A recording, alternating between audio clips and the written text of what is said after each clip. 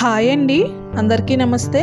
Welcome back to our channel Dishita talks. ఈరోజు మన వీడియోలో పిల్లలు స్కూల్ నుంచి రాగానే వాళ్ళు ఏదైనా తినాలి అనిపించినప్పుడు జస్ట్ 5 నిమిషాల్లో ఇంట్లో ఉండే బియ్యం పిండితోనే చాలా సింపుల్గా ఇలా మెత్తటి చెక్కలు చేయండి.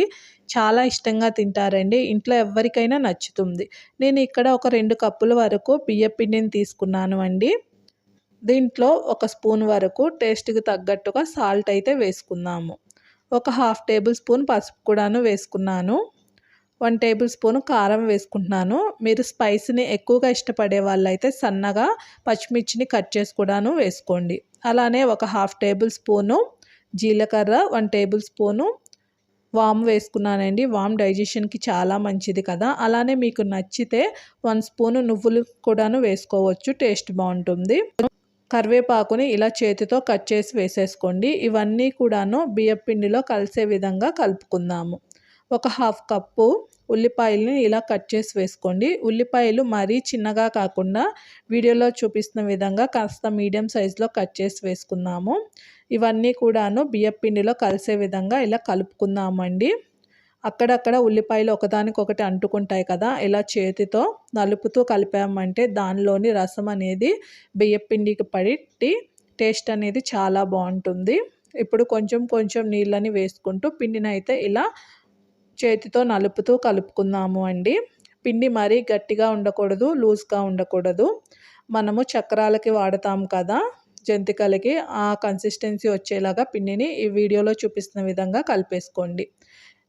ఇలా కలుపుకుంటే చక్కగా వస్తాయండి. మీరు చూసారంటే దీంట్లో మనము వెన్నలు, నెయ్యిలు ఇలాంటివి ఏమీ వాడలేదు కదా. ఇంట్లో ఉండే అతి తక్కువ ఇంగ్రీడియంట్స్తో చాలా టేస్టీగా చేసేసుకోవచ్చండి. ఇలా పిండిని కలిపిన వెంటనే మనము చేసుకోవడం స్టార్ట్ చేసేయచ్చు.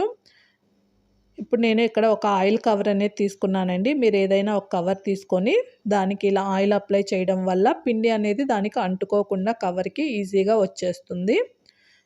పిండిని ఇలా చిన్న చిన్న రౌండ్ బాల్స్ లాగా చేసేసుకొని ఇలా చెక్కల్లాగా ఒత్తేసుకున్నాము అండి. ఇవి మరీ సన్నగా చేయకూడదు, కొంచెం మందంగా చేసేసుకోవాలి. సైజు ఎంత అనేది మీ ఇష్టం అండి. కొంచెం చిన్నగా అయినా చేసుకోవచ్చు, పెద్దగా అయినా సరే చేసుకోవచ్చు. ఇలా చేసుకున్న వాటిని ఆయిల్ అయితే హీట్ చేసుకొని ఉంచుకున్నానండి. ఆయిల్ హీట్ ఎక్కింది కదా. ఇక్కడ నేను చాలా తక్కువ ఆయిలే తీసుకున్నాను, ఎందుకంటే ఈ మెత్తటి చెక్కలు అస్సలు ఆయిల్ అనేదే తీసుకోదు అండి. మీరు చూసారంటే మనం ఇప్పుడు ఎంత ఆయిల్ వేసామో లాస్ట్ వరకు అంతే ఆయిల్ ఉంటుంది. ఆయిల్ అనేది అస్సలు లాగదు. టేస్ట్ వైజ్ చాలా బాగుంటాయండి. ఇలా వేసిన చెక్కలని వేగాయా లేవా అని తెలుసుకోవడానికి మనం దీంట్లో ఉల్లిపాయ వేసాం కదా, ఉల్లిపాయ బ్రౌన్ కలర్కి రాగానే తీసేసేయండి. అప్పుడే ఇవి మెత్తగా చాలా టేస్టీగా ఉంటుంది.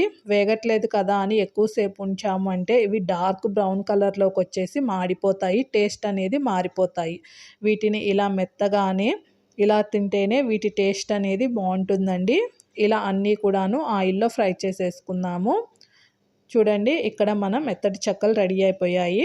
పైన ఇలా ఆనియన్స్తో గార్నిష్ చేసుకున్నాను. ఇలా చేసిన చెక్కలు వేడివేడిగా అప్పటికప్పుడు తింటే చాలా రుచిగా ఉంటాయండి. ఎప్పుడైనా వర్షం పడినప్పుడు, చలిగా ఉన్నప్పుడు ఇలా చేసి తినండి. ఇంటిల్లపాది హ్యాపీగా తినేసేస్తారు. మనకి చేసే వాళ్ళకు కూడాను చాలా సింపుల్. చూడండి ఎంత సాఫ్ట్గా ఉందో. అలానే మీరు నా చేతిని చూసారంటే ఆయిల్ అనేది అస్సలు అంటిలేదు. తప్పకుండా మీ ఇంట్లో ట్రై చేసి ఎలా వచ్చిందో కామెంట్ చేయండి. ఈ వీడియో నచ్చితే లైక్ చేయండి, సబ్స్క్రైబ్ చేసి సపోర్ట్ చేయండి.